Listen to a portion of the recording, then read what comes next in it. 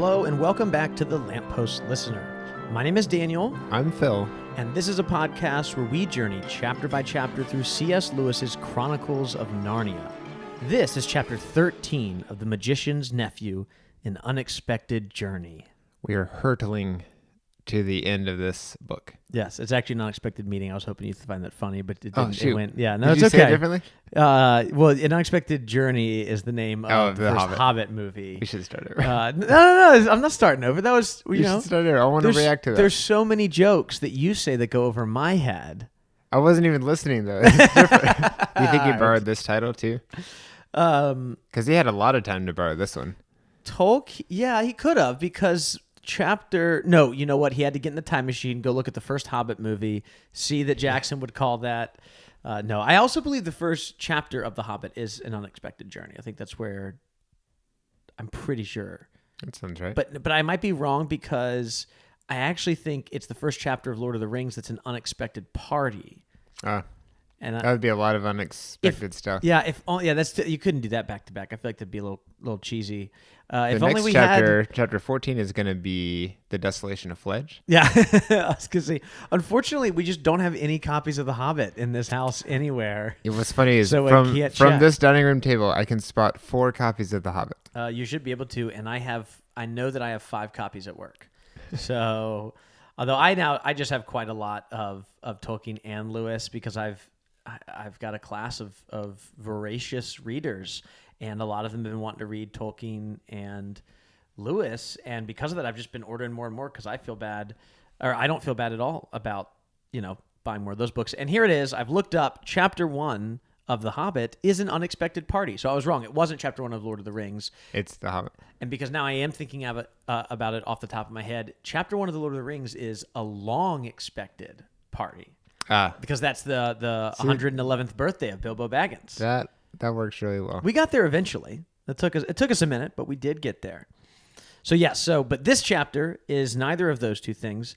This chapter is an unexpected meeting.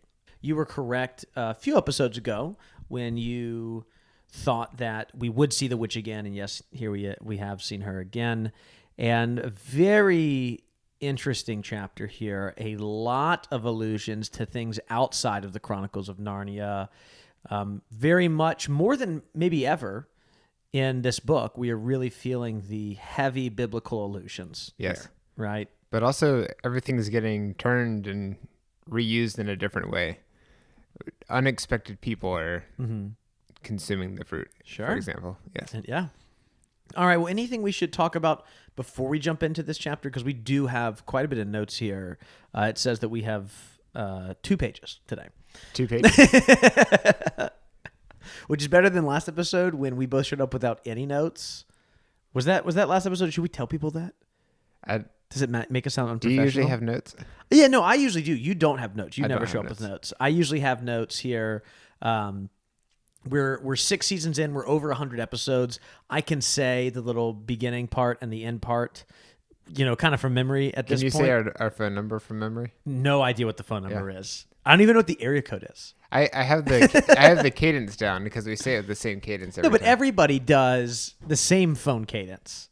It's ba ba ba ba ba ba ba. Like, that's how you do this. You know what I'm talking about? Like, that is not enough digits.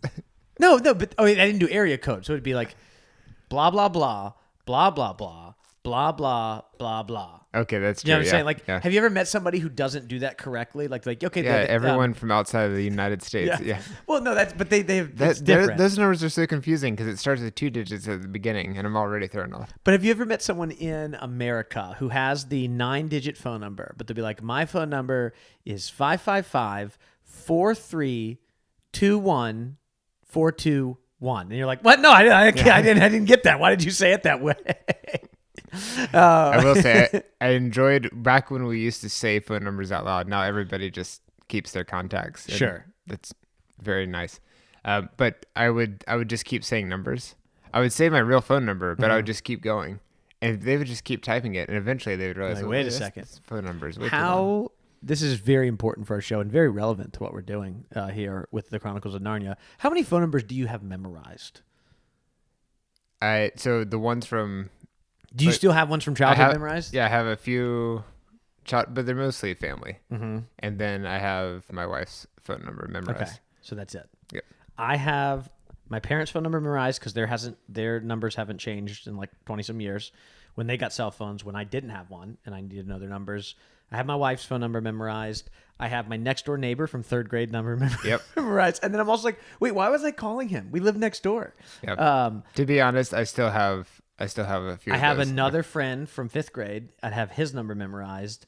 I do not have my sister's number memorized because she got a cell phone when I was in high school and I had a cell phone. So I never had, I have no idea. Sorry, Emily. She's been on the show before, obviously. I have no idea what her phone number is because she got a phone like 2 years after I did and I didn't need to memorize phone numbers anymore. Yeah. So we've lost it. Oh, and I have my work phone number memorized. Your own phone number? Like at work? Not, so you can call yourself and leave yourself a voicemail? I actually... Remember to put the milk in the refrigerator. No. I don't have my extension, but there'll be times if I'm giving a parent information. Okay, just give us a phone call at, blah, blah, blah, blah, blah, blah, blah, blah, blah. Yeah. Blah, blah's law I have blog. That memorized. Yeah, blah, blah, blah's law blog. Well, Phil, now that we're just making Arrested Development references, it is time for us to talk about Chapter 13 here. Because it's an odd chapter, I have the summary. Summarize it for us. Fledge, Diggory, and Polly arrive at the garden. Diggory passes through a golden gate into the secluded space alone. He approaches the tree, but before he takes an apple, he notices an odd-looking bird roosting atop the tree. On his way out of the garden, he notices the witch, who is disposing of a devoured apple. Following Diggory out of the garden, she attempts to persuade him to take the fruit for himself. Now, when this fails, she reminds him of his sickly mother back in London. Diggory struggles with his decision, but ultimately rejects the witch's temptation after she encourages him to leave Polly behind. Fledge, Diggory, and Polly escape from the garden and fly back east towards Narnia. Once they return, a solemn and saddened Diggory approaches Aslan. Well done. You're just thinking here. Just thinking. I'm back in the story. I am lost in the fact that we'll talk about this in a bit, but the fact that the witch she's already consumed the apple, and just what an interesting twist that is. We will talk about this because it's actually very clearly being pulled from another thing. Okay. I have a whole lot of great notes here. Excellent. I had a lot of fun doing research for this chapter and got to combine some of my more professional passions with some of the stuff we're doing here. So I'm excited. I don't want to give anything else away. Yeah. But Lewis is not just part of his made up supposal of he's not simply pulling from Genesis chapter 3 here. Well, I'm even more excited to talk about it now. Yeah. Well, and that might make it sound like I'm very well prepared to know this world well, but let's go back to a huge mistake I made last time, which is when I told you that absolutely in no way, shape, or form was a toffee tree going to be growing. Oh, yeah. Do you remember? And then you've read the book before, too. I've read the book multiple times before, and I get to the beginning of this chapter. I'm like, well, yeah, that was totally wrong. I just didn't remember the top. I think I had some I thought it was really deep. I was like, oh, well, it can't grow because creation only happens with Aslan present, and this would be separating the creation from the creator. And so I had some big theological argument why it wouldn't be possible. And then I get to page literally. The second sentence, it has turned into a toffee tree. I just easily could have turned the page from the last chapter. You could have even looked through the page. Or, again, I could have remembered the multiple times I have read this book. Right. Yeah, it turns into a tree. The leaves are whitish. They're rather papery. Apparently, there's an herb called honesty. Or is it an herb called honesty? Oh, I see it. Yeah. It's not honesty. Nice. I didn't understand that line. Are you also not understanding it either? Which line? About the herb called honesty? I think there's an herb called I had never heard of that before. Yeah. And I did not have... I was on my my regular Kindle when I was reading this for the first time, and you only can click on the dictionary. I can click on the word, I can scroll down one or two definitions, and none of those definitions had anything to do with something you eat. Yes. Huh. This is interesting. I had a similar problem. I'm reading another book while we're also doing this show. It's The Lies of Locke Lamora. Have you heard of that? I have heard of it, never read it. I've heard a lot. My sister is super into it, actually. Oh, really? I think she's read a couple. Interesting. Okay. So it's a series, correct? It is a series. The Lies of Locke. There are 3 books. That's Lamora. the title of the Are first all one. of them like heavy with alliteration like that? No. No. Yeah, it's not like Magic Treehouse. No, okay. I did. So the first one's like The Lies of Locke Lamora, and the second one's like The Distant Sword or something like, I don't know. There's something about the Republic of Thieves, I think is the third one. So it really is. Yeah, you would think it maybe would be like the Republic of Ruby Rubles. I don't know. We should HarperCollins, call us. Yeah. If y'all need anybody to come up with titles for books, I am really creative. So good at it. Please come. Okay. Anyway, Please call us. I was reading this book and they were talking about how a character is wearing stilettos on his belt, and I was very confused. Like the high heels? That's what I thought. Oh, okay. It's obviously And not. they said that it indicated how good he was at his job, and I was even more confused. You're like, I'm very I was confused like, now. he's really good at making shoes for certain events. I just couldn't tell. I've already found the but you keep talking. Well, then a little bit later, he stabbed someone with these stilettos, Mm-hmm. and I realized that, or he threatens to stab someone with the stilettos, and I realized that it's actually first a sword. yeah. They're using an older word than the shoes, and the shoes are named after the. Interesting thing here. It is the etymology of the word. It is Italian in its origin, and in the early 17th century was when it appeared. And yeah, it meant it was a knife first, like a dagger, a short dagger. Can I see the picture? Because And I'm then- you don't know imagining what like the stilettos swords look like? from V for Vendetta. Oh, I thought you meant of the high heels. I got to tell you, I am scrolling very far down in Google until I can. It's only In I should- Google. yeah. Is that not what you say? No. Oh, stilettos. I'll Google dagger here again. Great podcasting, because I'm only getting. There you go. It looks kind of like a shortened version of the Sword of Godric Gryffindor. Yep. It does. It does look quite Italian, Do actually. you think it's like a dagger size? Like it's not full. Are you asking about the picture we are currently looking at, or the Sword of Gryffindor? Stilettos in general. Stilettos in general, it seems relatively small, maybe about 1.5 feet. Okay. So I am picturing the swords that Hugo Weaving throws in. I don't V for remember. I saw it Vendetta. once years and years ago. Did You not don't watch care. it every couple of years? No, I know every 5th of November. Turn it on. I'm That's like, right. this is how we celebrate in America. We watched The Christmas Story for 24 hours in a row on Christmas, and we watched V for Vendetta For 24 hours straight on November. on the November 5th. And then at Thanksgiving, we watched Forrest Gump, Daniel's favorite movie. Maybe. Let's. So, what were we saying about stilettos before? I don't even know. Oh, you're reading Lies We were of talking Locke about Lamora. how certain books will use a word that we are not Okay. necessarily familiar with. For That example, was the honesty connection. is not an herb to us. It's a way of life. There you go. So they do find that the tree has turned into this toffee tree, and they then all go, it's time to take a bath. And very interesting way that Lewis chooses to describe this, which is that Diggory does go, he takes a bath, he kind of walks a little bit away, and it's assumed that he takes off most of, if not all of his clothes to do this, because he has to get dressed without being able to dry himself off, which is the worst feeling in the world. Even if it's just like a shirt or something like that. If you like go to the pool and then you don't have a towel, but you got to put your shirt back on, it's like the worst feeling. But then, interesting as it goes on, it is unclear if Polly did any bathing because she doesn't know how to swim. And Lewis just tells us it's probably best not to ask too many questions. Yes. She's just down there, splashing. Yeah, little bit. it's fair. If you can't swim, probably not a great idea to not go for a safe. dip. Yeah. But then, To me, it's similar to locking yourself in a wardrobe. yes, You're exactly. just asking for trouble. He's reminding you like, hey, don't go bathe yourself in a river if you can't swim. Right. What's weird though is that Fledge, who we can assume can swim, also he can fly, does not bathe. Just stands midstream. Maybe gets his ankles wet a little bit. Do horses have ankles? Do you call them ankles? I think so. He gets his horse ankles wet and then goes back in. Why is he not bathing? Is it, thinking, okay, the kids are going to be on my back. I don't want to be dripping wet. Does he just not smell? Does he not care? Does he not have that kind of? I just think he doesn't care. He doesn't care. Yeah, and he is an animal. he is a fresh animal, not even a few days old at this point. Do you think that when he was transformed from a horse to a Pegasus, did his like hygiene go back up to 100? Oh yeah, Like it's oh, like yeah. it's like when you level up in a video game. Any It's like mythical creature yeah. gets you that like full cleanse. Yeah, for sure. So all of his Look like at Gandalf. yeah, that's true. Even Oh his yeah, Gandalf clothes the got White. His bleached. clothes Yeah. were cleaned once again. Yeah. So just interesting. I love these kind of asides here. You know, sometimes we give Lewis some grief as a narrator that he's not filling in a lot of his world building. But one of the things he does often fill in are these little asides of little character moments that just feels more.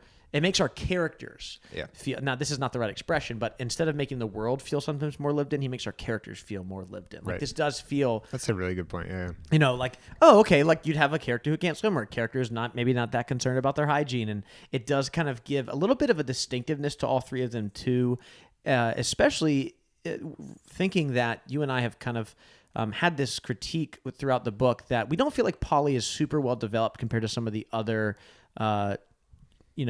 British protagonists that we've had throughout the Chronicles. She's by no means is she a poor character, but we even brought up that we thought there's kind of a lot of similarities between her and Jill, and we actually have an email about that we just got not too long ago that I do want to read at some point, but not today. We have a voicemail today, but we'll eventually get to that as well. Cool. So what happens next after they leave behind the toffee tree?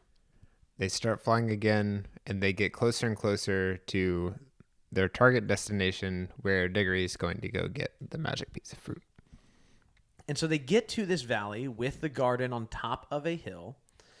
And as they get off of Fledge's back and start walking towards it, it becomes very clear to everyone, that Diggory included, that this is really just a task for Diggory. Aslan gave him this task. It should be only Diggory who goes into the garden. The garden looks quite secluded. It looks, Lewis writes, obviously private. Mm-hmm. There's tall hedges that go all the way around and just one golden gate. And on the golden gate are silver letters that say, and interesting, Lewis says something like this, which is it Lewis or the narrator here, maybe not quite remembering how it goes. He does talk a couple of times about how Diggory tells the story later. Is this Diggory's words coming to the narrator where Diggory's trying to remember it? Just interesting that it was something like this, not here's the exact words that were given. Yeah. When anyone introduces a song and it goes a little something like this, yes. and then they play it exactly. Yeah, exactly. It goes something like this. Here it is exactly. Well, here is something like what was written on the Golden Gate. It says, "Come in by the gold gates, or not at all. Take of my fruit for others, or forbear.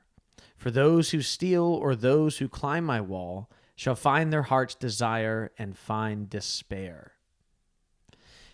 Diggory's response here is, it means I mustn't eat any for myself. He's exactly right about the beginning part, but he does have, I love this, he asks, what's all that jaw in the last line about coming in by the gold gates? He asks the question, why would anybody, climb over these kind of hedges when you have a gate right there? Diggory then does head in, and this is where, in many ways, this is the climax of the book right here. This is the final, no spoilers, final confrontation between the witch and our protagonist here. We're not going to see the witch again. And so we do have the last little, and this big temptation for Diggory. And so I think now might be a great time for us to maybe just park this car for a few minutes and talk about garage. In the garage, that's correct. And talk about what's happening here. Let's break down some of the imagery that Lewis puts into this scene and discuss it before talking too much about the actual narrative. So what were some of the things in this scene, thinking about the whole rest of the chapter until they leave the garden? What were some of the images that stood out to you? So there is a garden first, which brings up memories of Adam and Eve, the story from Genesis. And there's an apple. There's fruit involved.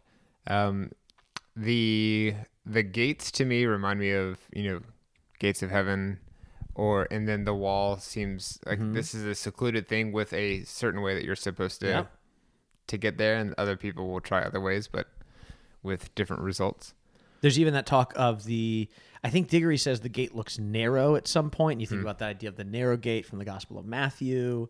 I think that's in the Sermon on the Mount. And so there's a lot of that happening here. How about the bird? Yeah, so the bird's interesting because Diggory struggles with this temptation of, I want to take some for myself. And then he immediately sees this bird behind him and is thankful that he didn't do that because he says somebody's always watching. And then we never go back to this bird.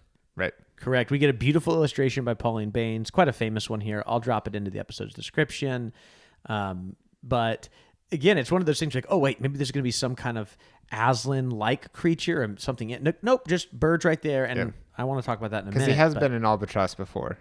We know he could do a bird form. Yes, he does. But this seems more like a peacock with a toucan. Something else is going on, yeah. Yeah, it has a purple tail, a scarlet head, right? So or crested with scarlet on its head. It's a very colorful bird. And then you mentioned this at the beginning. You were slightly maybe disturbed or befuddled by the witch's action with this eating of the apple. Right.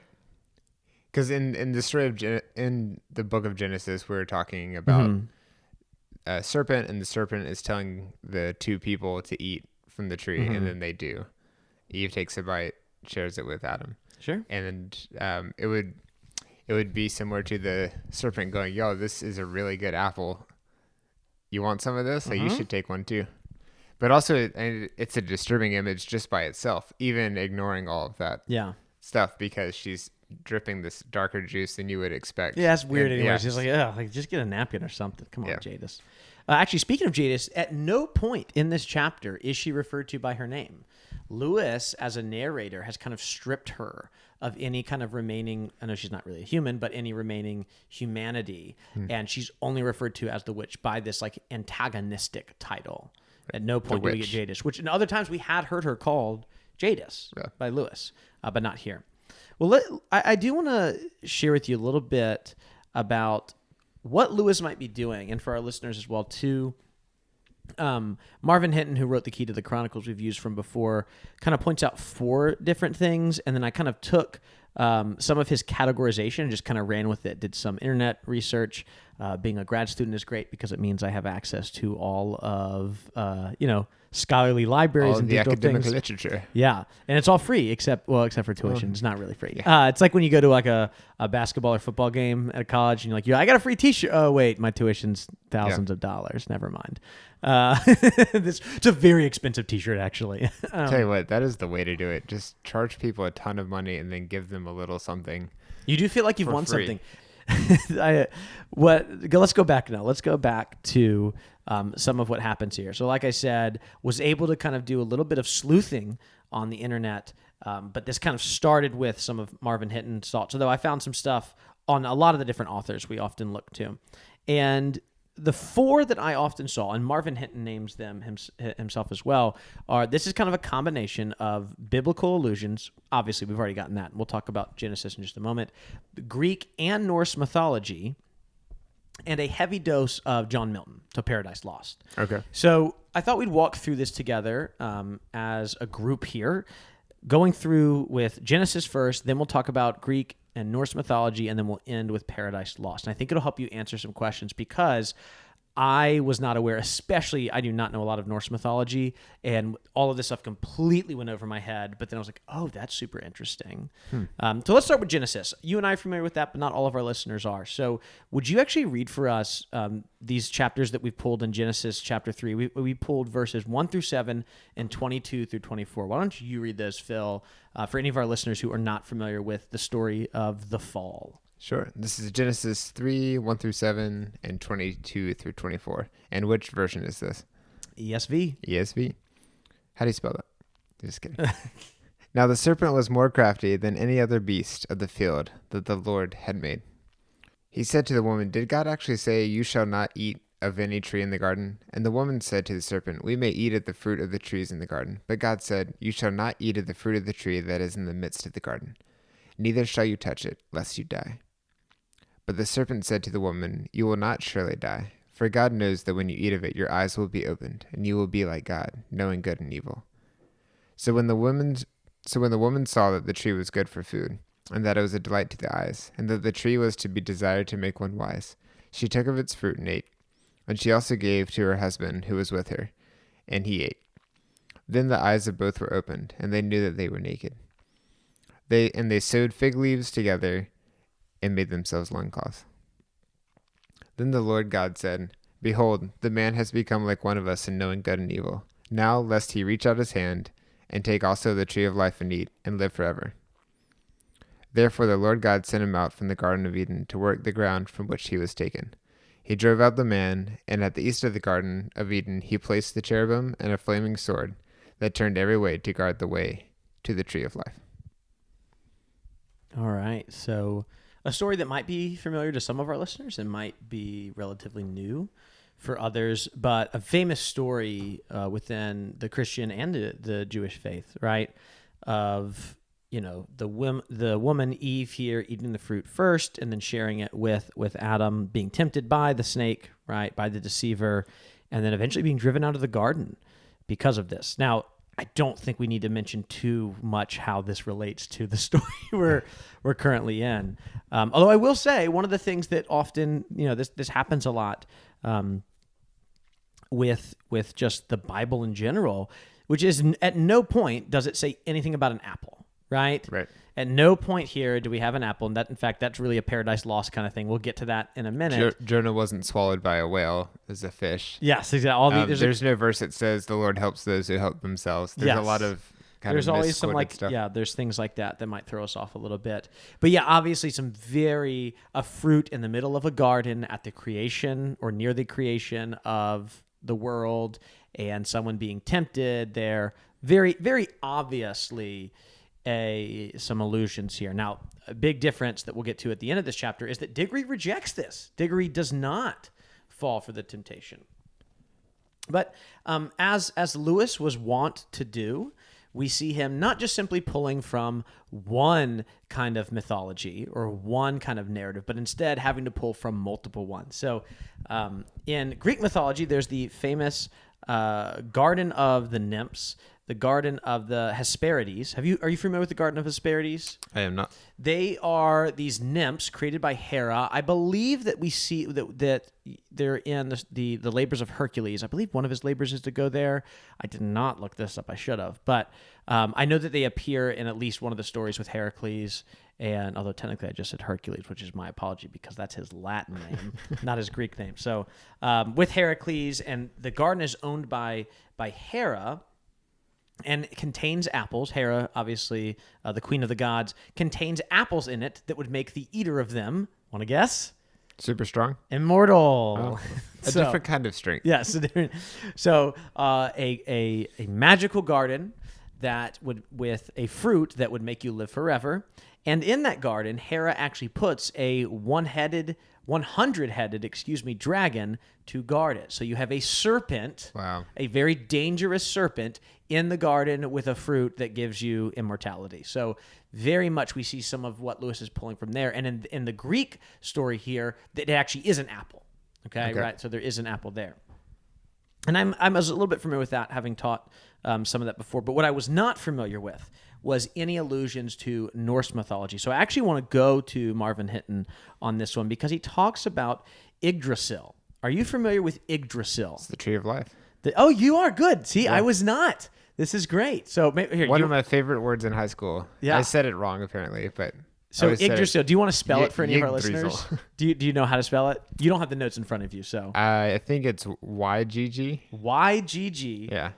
DRASIL. That is right. Yeah. That is super impressive.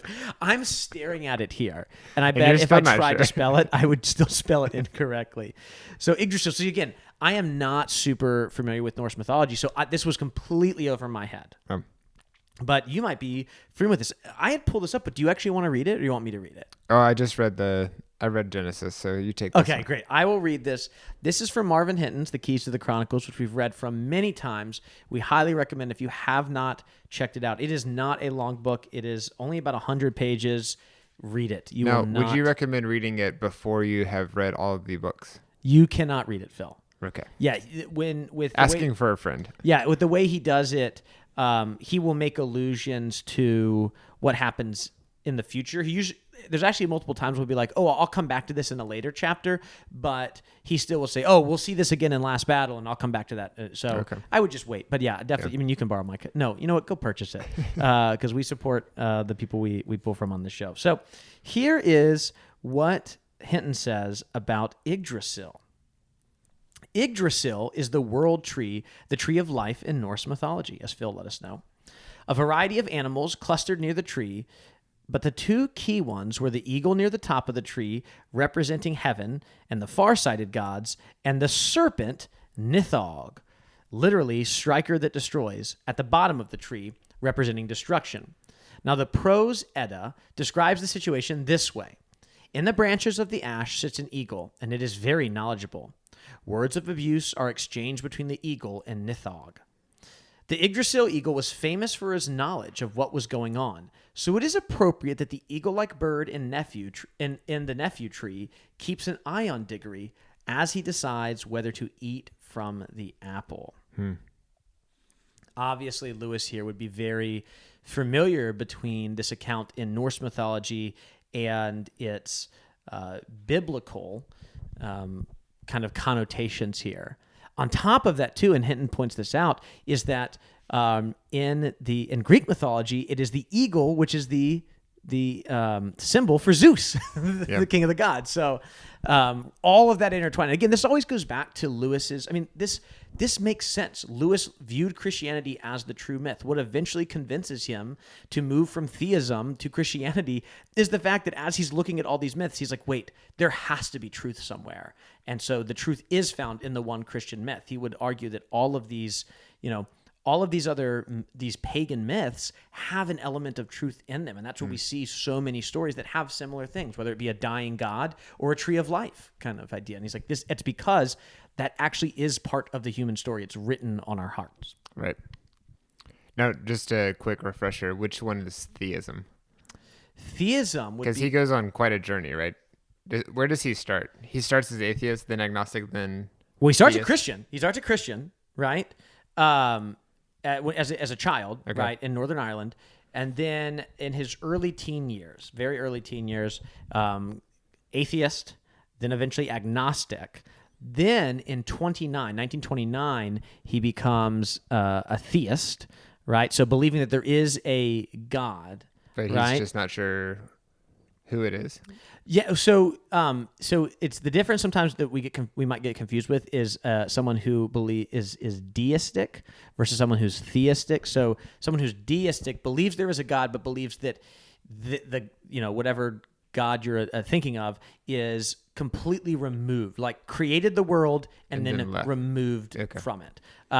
Theism is the belief in the existence of God or multiple gods, it could be, and that they are intervening and sustaining it still. Like they're still in relationship with their creation. So he does become a theist. And then eventually in 1939, after the famous walk at Addison's Walk, and then in the motor car on the way to the zoo with Warney, that's when he becomes, no, I now believe that Jesus is the Son of God. I am a Trinitarian Christian at this point. Cool. Mm-hmm.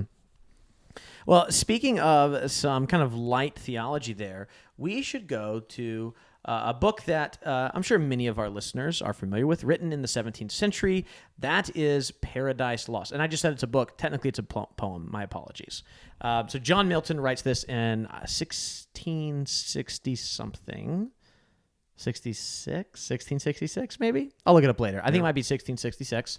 He writes Paradise Lost, which is kind of his account of the fall of man. And, one of the things that's always so funny about Paradise Lost for anyone who's read it is the fact that so many, even in very strong, historically lowercase orthodox Christian churches, how many people, even myself included, can get confused with what's actually in the Bible and what's in Paradise Lost. That happens all the time. I remember, there's no apple in Genesis. That is completely from John Milton. And now we've just kind of, when I think about that story, I'm like, oh yeah, then Eve ate the apple, right? And it's like, oh wait, no, that's not in the Eve ate the fruit, right? So, obviously, although 1667, I was off by a year. That wasn't too bad. Yeah. John Milton is writing after the Renaissance, and we talk a lot that Lewis's main focus was on medieval literature and into Renaissance literature. He obviously would have been familiar with John Milton, just as someone who was familiar with the Western tradition, right? And so listen to these. I've pulled two little segments here from Paradise Lost. The first one is actually, I'm going to pull not in chronological order here, but from the 5th book in Paradise Lost. This is 3 lines. This is lines 83 through 85. This is talking about the serpent.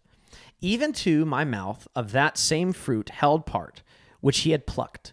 The pleasant, savory smell so quickened appetite that I, methought, could not but taste.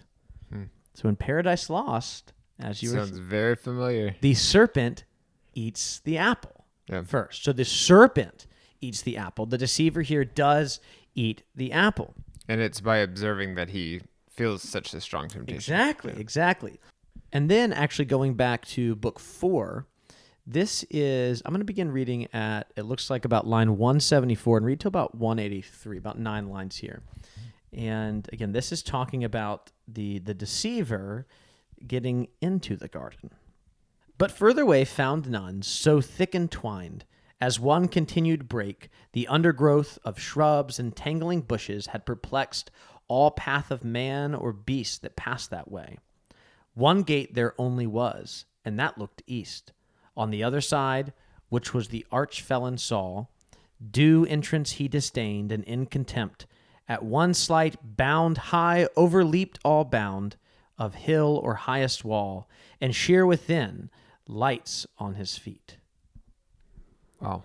Yeah. This is so cool. It's pulling from so many different things, but it's really well constructed at the same time. Lewis is so incredibly well read. You have a garden here, right, in Paradise Lost, the Garden of Eden, which only has one gate that you can get through, and it has hedges and bushes and shrubs around it, and the deceiver leaps over them in order to get in. I mean, this is Lewis's one. This is the kind of reason why we love Narnia so much and Lewis is writing so much, because there's so many people, and not to say like, oh, look at us, we've unlocked the, anything like that. We figured it all out.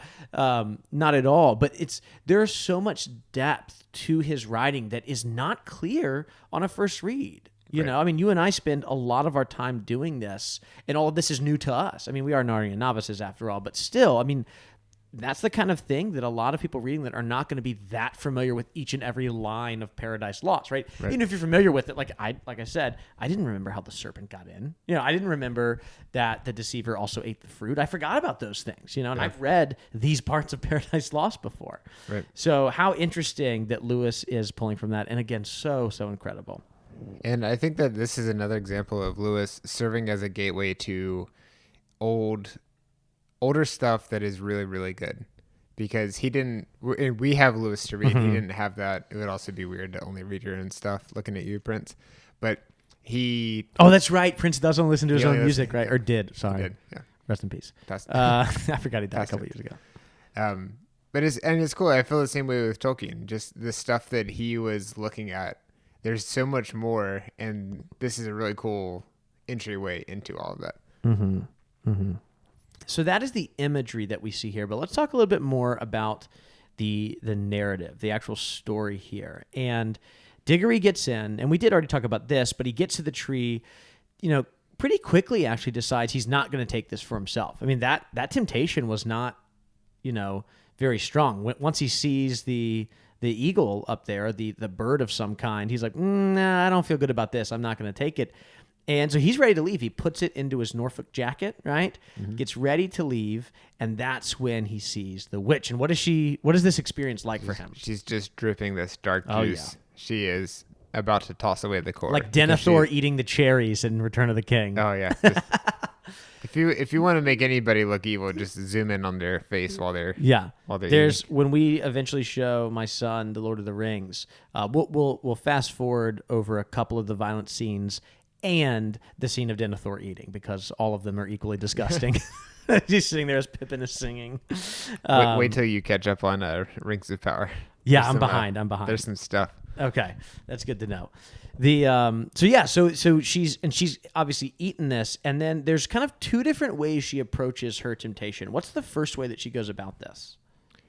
Well, she reveals that she she knows about what he's trying to do, and that she was there in the woods last night. So that was the presence that they kind of sensed, but then didn't do anything with. And she tries to tempt him with the apple that he's already picked, the one that's in his pocket. And she doesn't want him to give it to the lion. She wants him to just take it for himself. Exactly. And like we said, him taking it, the first approach she has of, hey, take it for yourself, doesn't really seem to work all that well. And then she pivots to give it to your mom. Then she pivots to give it to your mom, while also you don't want to be a slave of Aslan. Like, who is this guy? And that's very much from Genesis, right? Yeah. Like God doesn't want you to have this knowledge of good and evil, because then you'll be as smart as him, So kind of both attacking the authority while also appealing to like the person's own self-interest. And what's really kind of sick about the way that this happens is Diggory's self-interest is not self-interest for himself. It's like, I want to save my mom. It actually feels, right? It feels like it's maybe the right thing to do, especially if you, as Lewis is, writing in a time where modernity is starting to really blur the lines of what is and isn't moral. You might start having people that say, well, it's not really stealing if it's for a good cause, or, oh, it's not, you're not really being selfish if you do this because it's for your mother, and it's okay to disobey this, this authority in Aslan. And so that's where this becomes, I think, a little tricky. And I think Lewis is somewhat pushing back. And even he says as much when Diggory doesn't steal, saying, things like that were hammered into boys' head a good deal harder in those days, right? That's just a few, maybe about a page before this conversation. But again, we do have this this really difficult moral decision that Diggory has, where again, he knows what the correct answer is, but it's will he give in to the temptation of doing what will preserve his mother? And again, if you're thinking about this in the time period that Lewis is writing this in the 50s and now into modernity and post-modernity, you get to if death is the worst thing, if you have a purely materialistic view of the world, which Lewis himself had before he was a Christian, right? Before he was a man of faith. If you have a materialistic view of the world, then death is the worst thing that can happen. There's nothing worse than the material with which you exist inside of ceases to exist. It's all over. But as Christians, or even just any people of faith, right? It can be even more broad than as Christians if you're just thinking about, belief systems, right? You believe that it's not simply the material world that exists, right? And so now obviously Lewis is a Christian, and so is obviously, as you and I would, is thinking, well, that ultimate truth is found only within the person of Jesus Christ. But this kind of anti-materialistic view pushes back on the idea that death is actually not the worst thing. Right. It's not the worst thing that can happen to someone. That does not downplay the tragedy and the grief and all the terribleness that is death or sickness or illness, but it doesn't raise it to the absolute worst possible thing and to a permanent thing. Death is not permanent. Yeah. And it's right? For a soul. For a body it is, but unless you're Lazarus, but or Jesus, obviously. Right. But yeah, what were you saying? 99.99999%. Yeah. I think this is the second time, depending on the order in which you read these chronicles, but it's the second time that Jadis has a very limited scope compared to Aslan and those who truly know him. So before, she knew about the magic from the beginning of time, but Aslan knew about a deeper magic from before time. Yep. And I think here, she thinks that would be, she is saying what she believes, and that death would be the worst. That would be the end. But I think Diggory has hope beyond that. Yeah, absolutely. And so but it still is not until she really goes after Polly here that this whole plan falls apart. And Lewis even tells us this is where she went wrong. Here's what Lewis says in this scene. He says that it's the witch's fatal mistake. And the fatal mistake that Lewis is referring to is the witch saying to Diggory, hey, you don't even need to tell anybody that you got the apple. Don't tell your dad. Don't tell your mom that you stole it. In fact, you don't even need to take that little girl back with you. Leave her here. And Lewis reminds us, Diggory knows that it wouldn't matter. Polly has her own ring. But Jadis doesn't. And the absolute cruelty of leaving Polly behind in this world alone for no good reason other than your own selfishness, even if it's, to protect your mother, is like, that's where we get to this kind of, the moral dilemma becomes very easy. Yeah. I am now saying, well, I could save my mother's life at the cost of Polly's life. And to Diggory, that's no longer a choice. It's absolutely, the witch is on the wrong side here, Yep. morally, ethically. And so that's when Diggory runs away, or just runs back up to Fledge. They get above on Fledge's back, and they start flying away. And the witch cries out that you'll think of me, right? When you're old and weak and dying, you'll remember the choice you had for endless youth. Which, again, I love that she doesn't say, you'll think of the choice you had to save your mother.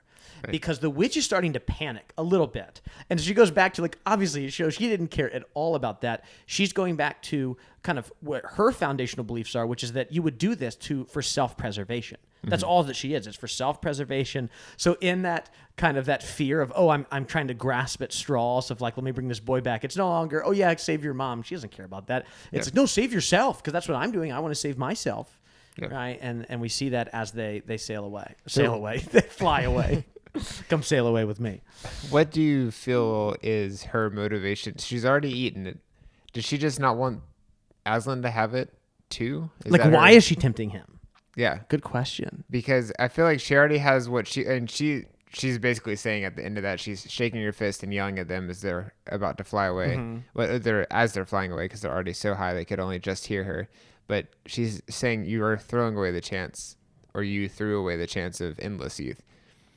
I feel like she thinks she already got that. Mm-hmm. But it doesn't 100% make sense. Like, why would she care anymore? Yeah. Because it's she just got everything she wanted, but maybe she wants to take over, and she knows that if the lion eats it too.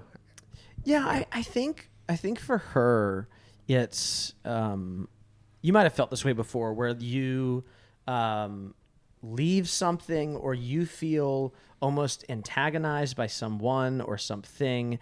And what you want more than anything else is for someone who's not in agreement with you to come alongside and be in agreement with you. So like, if you've, left a place, or if you were, let's say you have an argument with, like, a friend or something, you want the rest of your friends to all take your side, almost just to spite that other person, right? I mean, I don't ever feel that way. And there's confirmation that you're not wrong. Yeah. And so I wonder if that's kind of what's happening here with Jadis, is this fear of, obviously she's afraid of Aslan. That's very clear since their first interaction, where she can't even hurt him with the lamppost, right? So I wonder if it's fear of Aslan, but at least wanting to draw other people away from him. Not even, and maybe she thinks maybe that'll take away some of his power, or maybe it just makes her feel better about her lack of power in spite of Aslan, right? She's been terrified of Aslan. Well, I guess I said has been, but that technically is in the future. If you think back to Lion, the Witch, and the Wardrobe, Jadis is clearly afraid of Aslan. Yeah. While she's, feels very haughty around others and other talking beasts, the talk of Aslan, even as early as, chapter 10 or 11 in that book, freaks her out. It worries her. And so I wonder if that's a similar thing here, where she's afraid of Aslan, but at least maybe she can get some people to come onto her side because of her fear. Yeah. I could see that. Yeah. Well, they get all the way back to Aslan, and Diggory delivers the apple, and then it's over. And he says, I brought you the apple you wanted, sir. I brought you the apple you wanted, sir. And then it's end of the over. chapter. We have no idea what comes next. We don't. So any final thoughts here before we go to some listener feedback? Yeah, I feel like we covered it. I'm still just, it makes me want to read more of the stuff that Lewis was looking at. Sure.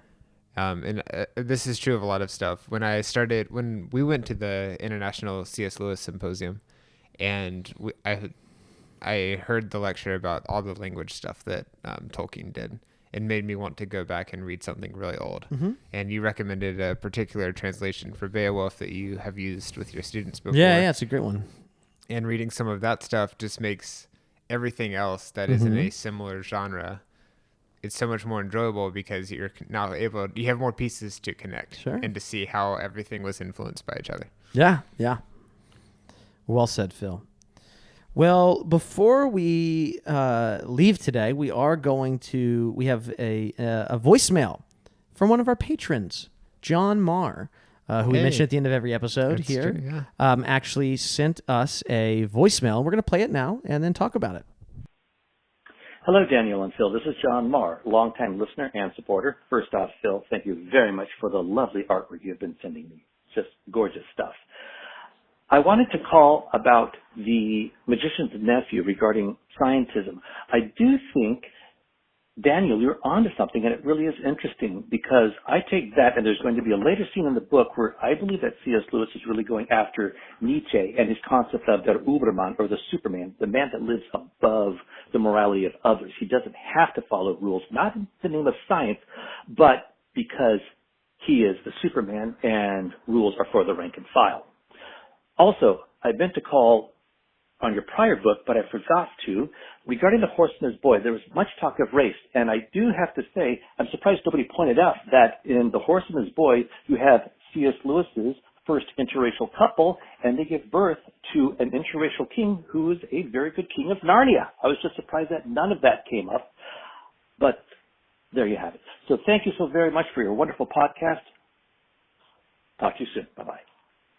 Well, that is really fun to hear John Marr's voice. Yeah, We've been talking about him for years. We can go backwards through his voicemail. So yeah, one of the things, as we did talk, as he said, there was much talk of kind of race in that book, and one of the things we failed to mention as we talked about kind of hopefully what we took was a nuanced take of Lewis's writing there, as we failed to mention that, and I think it's because we're at the very end of that check, because it's like the last page or two of Horse and His Boy, is that as we kind of, there were some things that we said we were uncomfortable with, but other things that we were kind of defending Lewis, saying, hey, this is not, this is overblown, or this is not necessarily, what Lewis is doing, or maybe this is a bad faith reading in some parts. One of the things we never used in defense of Lewis is the fact that the book does end, right, with an interracial marriage between Aravis and, I almost said Hwin, that'd be an interspecies. That is incorrect. Aravis and Shasta,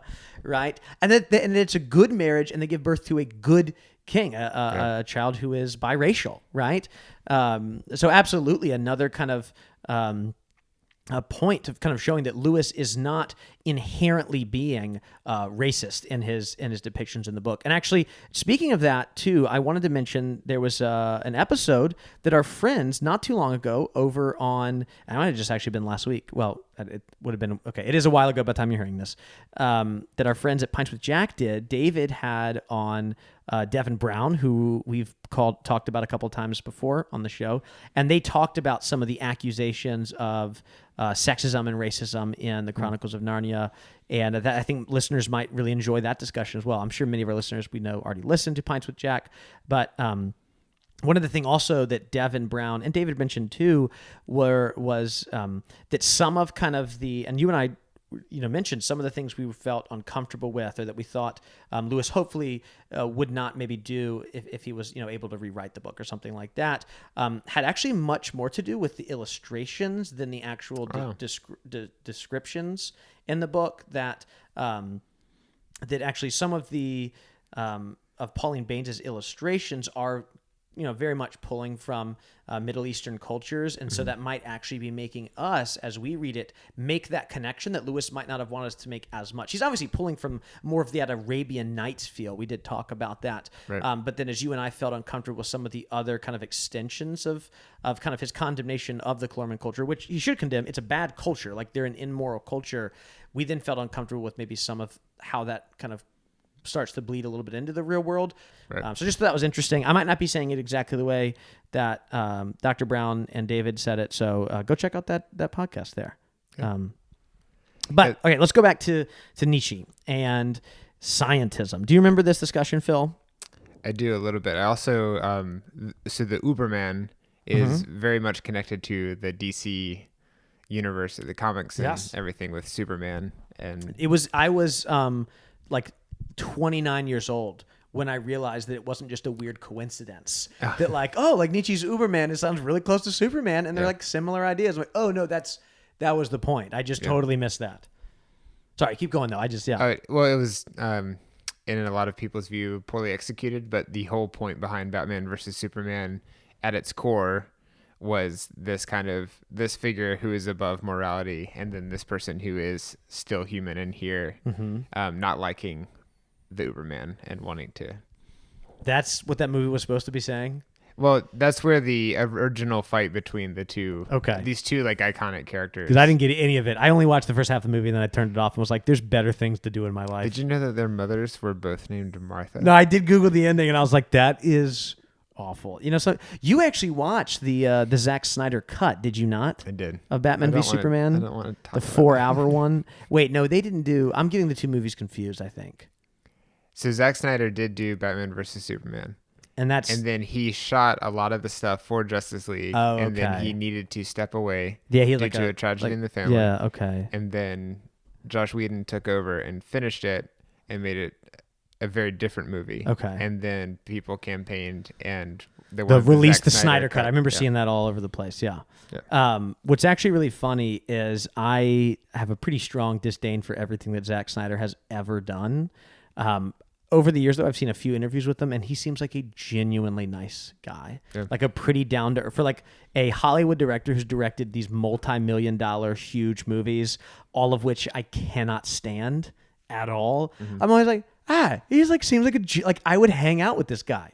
I don't want to watch movies with him, but I would totally hang out with him. Yeah. He seems like a really nice guy, but his movies are garbage. Well, one thing I keep in mind is I think that a lot of movies are made to make money. The reason that we are able to have $230 million go towards something is that they're hoping that it'll make more than $230 back.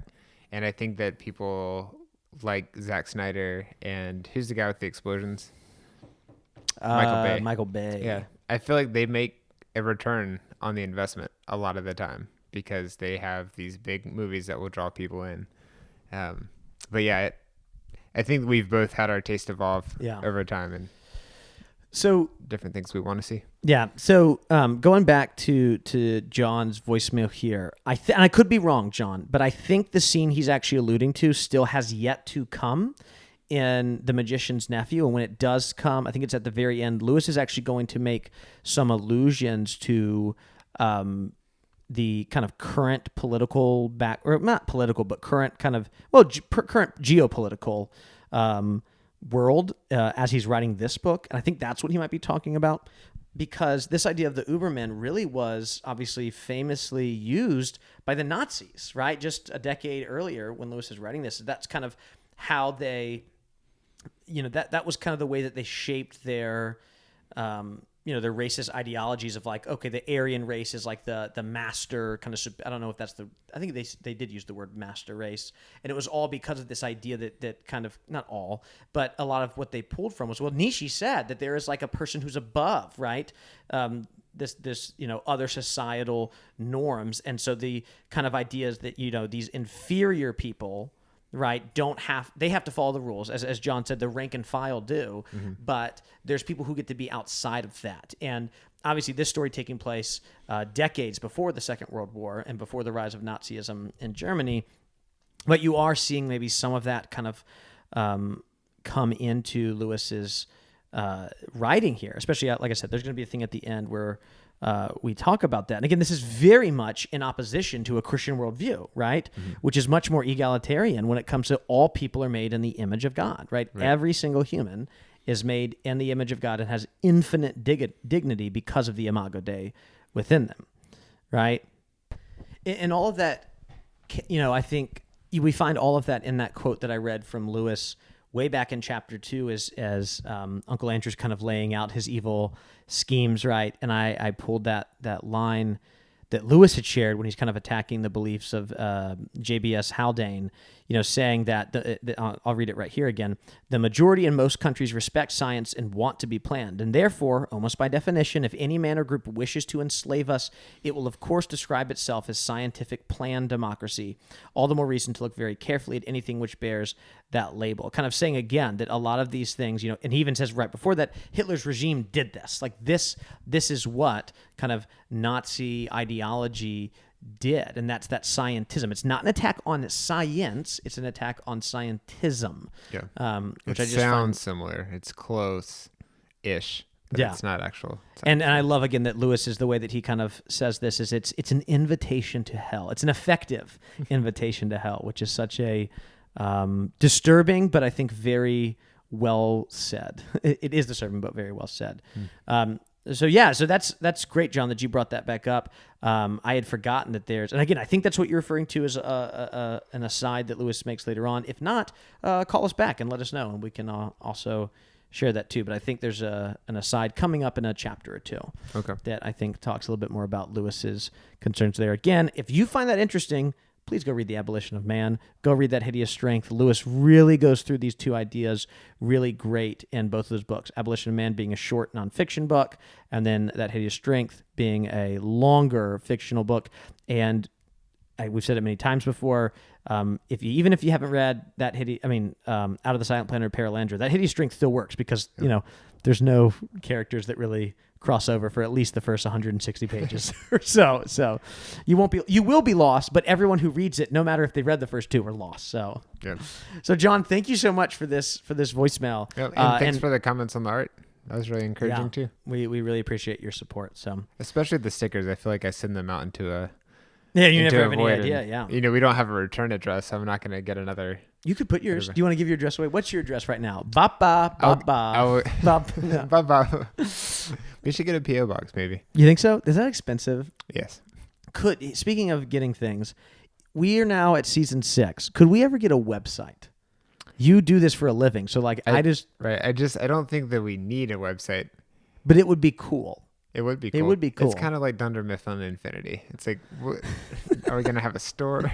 So we're here at the end of the episode, so why not tell the story? So I was an early Office fan. I found The Office on a youth retreat, of all places. We were driving to Tennessee from Virginia, and I was like at 11. Tennessee's, for those of you not on the East Coast, Tennessee is a quite long state. And going from Virginia to the western part of Tennessee takes like 12 to 14 hours. That is a long drive. And I was in 7th or 8th grade, and season 2 of The Office had just ended. So I would have actually been I just had finished 8th grade, I believe, at this point. And one of my friends had a video iPod that he was allowed to borrow from his dad for the trip. And again, this is like, I know anyone under the age of 25 does not find this cool at all. But again, this was unheard of technology. Yeah. You could just plug the 8-track right into the iPod. And so he had, off of iTunes, bought season 2 of The Office. Man, and it's like $50. It was like 50. But remember, this was actually a big thing because the Office was one of those first big shows that they really pushed on iTunes, especially because there'd been the plot point in season 2 of Michael getting Ryan the iPod. I got Ryan an iPod. Right. So there's a cool story behind that. This was all like part of the deal. Oh, I'm sure. Yeah. Yeah. But the iPod came with an episode of The Office. You could redeem it for free. You didn't have to pay $2. Yeah. And then they put it in that episode. It's kind of like a so integration. So we watched The Office, and I at that point I watched The Office all the way through till like maybe the end of the 6th. At some point I stopped watching live. I've gone back and rewatched the later seasons now, but I watched seasons 3 probably all the way through the end of 6, like live on TV, and it really wasn't until season 5 and 6 that it really became popular. Especially season 3, there were concerns like, hey, they've won an Emmy, but it still might get canceled, right? But then season 4 came, and as they really were picking up steam, the end of season 3 has The Job, which is the season finale. And we've been over that. For some reason, for any show I watch, I memorize all the episode titles for no necessary reason, but it just happens. The Job is a extra long episode, which is the season finale of season 3, and then season 4 begins with 4 extra long episodes. You have Fun Super Run, episodes. Then you have Dunder Mifflin Infinity, then Launch Party, then Money, right? And then the 5th episode of the season, which is Local Ad, is really the 9th episode of the season because you've had these double episodes. And they were really selling The Office hard right then. Like, we're going to have these double episodes. There was a big online campaign. And one of the things you could do as, anyone who's watched The Office knows season 4 at the beginning, Ryan in corporate kind of launches this new Dunder Mifflin Infinity, and you could go to like the NBC.com website and go to like their Office page, which one also had the Creed Thoughts blog back then. Yeah. You could read the Creed Thoughts. They updated it kind of regularly. This was like the height, like mid 2000s was the height of get people excited with weird online marketing. Do you remember the Dark Knight coming out and they did like do a puzzle and you would just get the picture of Heath Ledger's face and that was it? Yeah. Oh, yeah. Lost did this as well. Well, The Office. The cast members of The Office were actually in the office working in the background of all those shots, pretending to work, and a lot of them were updating their MySpace page. If you couldn't see their screen, they were communicating with fans the whole time. Yeah. So part of it was like this promotional thing, but part of it was they were excited that people wanted to talk to them. And they wanted to talk to people back. And I think obviously they're different in many ways, but I think the memory of Arrested Development getting canceled kind of at the peak of its popularity was fresh in people's minds too. I mean, they got canceled right after an incredible season 2. They make it only halfway through season 3 before they get the axe. And that's when it should have ended forever. We don't need season 4 and 5. They were not great. But it's almost like you should either finish it then or not wait. I hope we never get a return to Firefly. I hope it never, ever, ever happens. I don't want that to happen. Because a special group comes together, and that group is part of what makes it. Yeah, no, work. I don't want it to happen. And then you can never get that group back together again. They couldn't get Hugo Weaving to come back for the 4th Matrix movie. He was busy. Well, doing what? I don't know. Probably something on the stage. Yeah. Oh, that's true. He does a ton of stage work. Yeah. So I haven't even said my point about Dunder Mifflin Infinity here, which is that you could go on the NBC website and design the new logo for Dunder Mifflin. Oh, you could do some mock-ups? You could do mock-ups and you could design it and then you could submit it every day. And then there was these other, like, it was one of those things where it's like, it was an interactive thing, but it really was like a blank screen with 4 things you could click. And you know what I mean? Yeah. Like even in 2007 or 2008, whenever this was, like it was old, like it was very dated at that point, you know, on the internet. And I went every day after school. I would get home. I was a freshman in high school at this point. No, I was a sophomore in high school for season 4. And I would get home, this fall 2007, and you could submit as many mock-ups as possible within like 24 hours. And you could submit one every 24 hours. And I would just submit and submit because then you would vote on the top ones. You get voted to the front. And like, I don't remember, I could be saying this part incorrectly, but like the top 3 people when like those 4 episodes had all eventually aired, like one of them would get to like flown out to like meet the cast. One of them would just get like a phone call from Steve Carell, and one of them would get like I don't know, like they get like a Dwight bobblehead or something. And when it was all said and done, I was number 8. Wow. Like yeah. Hey. But you don't get anything. Like I spent hours doing this. You spend the rest of your life chasing that high. And I could be misremembering how some of that happened, but I do remember I got into the top 10 leaderboard, but never past like number 8. Yeah. That was like my claim to fame as a, which I still think if people were going to ask me like, what's your biggest claim to fame? It's not going to be a podcast with hundreds of thousand downloads and listeners in over 100 countries. It's going to be like, oh, I came in 8th on the Dunder Mifflin Infinity scoreboard. So here at the end, I'll let it go off the rails a little bit to share my Dunder Mifflin Infinity story. Well, that's probably why you had trouble memorizing phone numbers. You just kept getting so many. Oh yeah, I thought you were gonna say I couldn't memorize phone numbers because I had all the Office episodes in my head.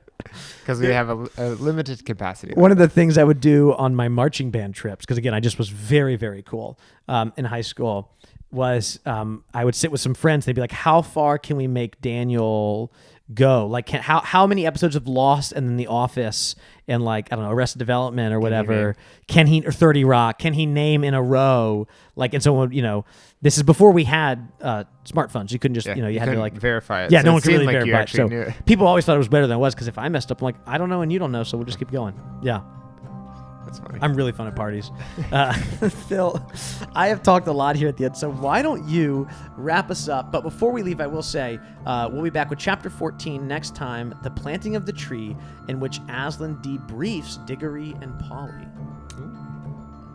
All right.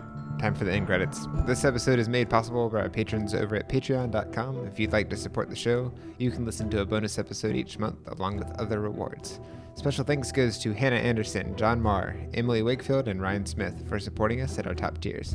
Listener feedback can be sent to thenarniapodcast@gmail.com or leave us a voicemail at, Daniel? 646. Nope. Oh. It's 406. 406. Okay. 646. Oh, okay. 6733. Read it differently. Try it again. Do it like a weird combination. 406 6 466. Oh wow, I didn't even realize that. 733. We'd also appreciate a review on Apple Podcasts. This helps other listeners find the show and join our read through. Thanks for coming along on this journey, and we'll be back next time with chapter 14.